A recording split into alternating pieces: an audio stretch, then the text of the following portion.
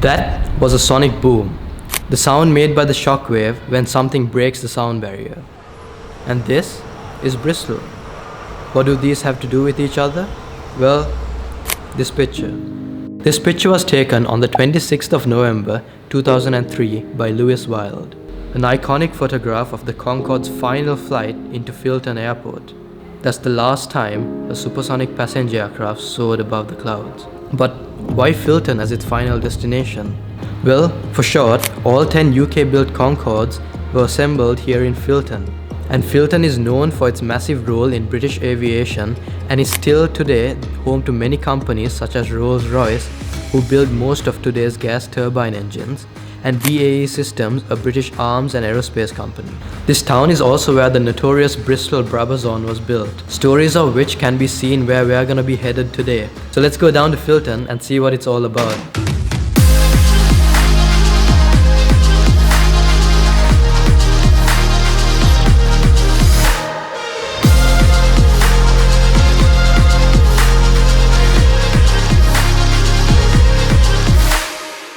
Hey, how's it going everybody? My name is Jaden and today we are in Filton, which is just slightly north of Bristol, and we're gonna visit a place called Aerospace Bristol.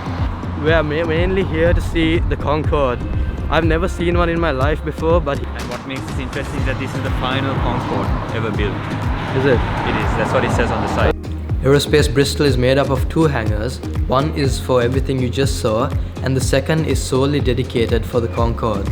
And after chatting to one of the employees there, he basically said that they are trying to build a 3rd hangar for restoration of old aircraft, which is pretty cool. Ticket pricing is £17.50 for adults, but with a student discount I managed to get it for £16, and the ticket lasts for up to 1 year.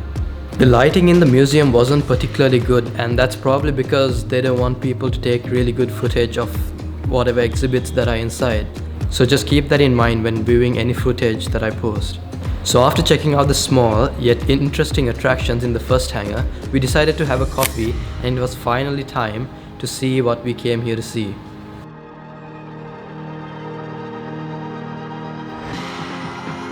Oh,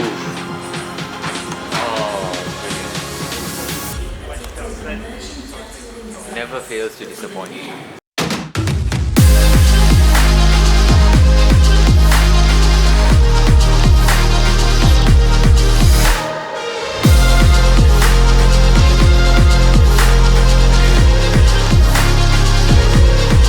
This is the Concorde Alpha-Foxtrot, which can be seen here, here, here, and here. And it's a very special aircraft because it's the final one ever to fly from New York's JFK Airport to London Heathrow on the 24th of October 2003. A few things to note from my experience seeing the Concorde in person is that 1, it's huge. Even though it is smaller than a 747 in basically every dimension, something about its thin profile and its large surface area that makes it look like a huge expanse.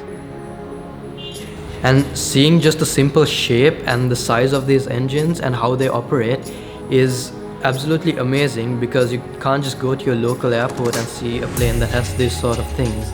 And secondly, the landing gear is much further back than any other normal aircraft because of its pointy snout.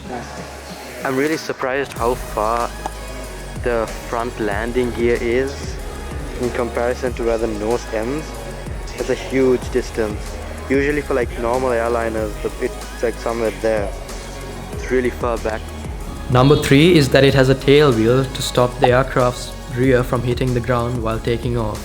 Everything inside this aircraft is in the exact same state it was when it finally landed in Filton in 2003. From all the seats to the cutlery, and everything is in the same place. And as you can see here, here's a board where all the crew members signed their names for that historic moment. The windows are like tiny. They're like 1/3 the size of a normal airplane's windows, and that's to help with all the stressors that were built up during supersonic flight. When flying a supersonic aircraft, things tend to heat up and expand much more than on any regular plane. Therefore, this is a picture of the famous captain's cap, where the captain wedged it in the body while flying, and he found that the cap was stuck there once they landed and everything had shrunk down to its original size.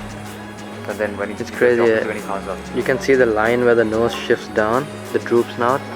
It's so well machined, like the tolerance between this half and this half is very small. It's really cool. and there's a gap because every part of this machine expands because of the heat at supersonic speeds.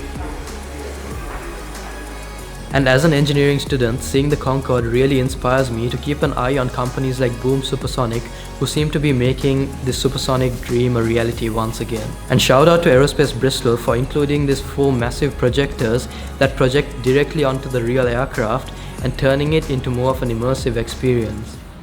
That said, if you got this far, thank you so much for watching through the entire video, and I'll see you guys in the next one.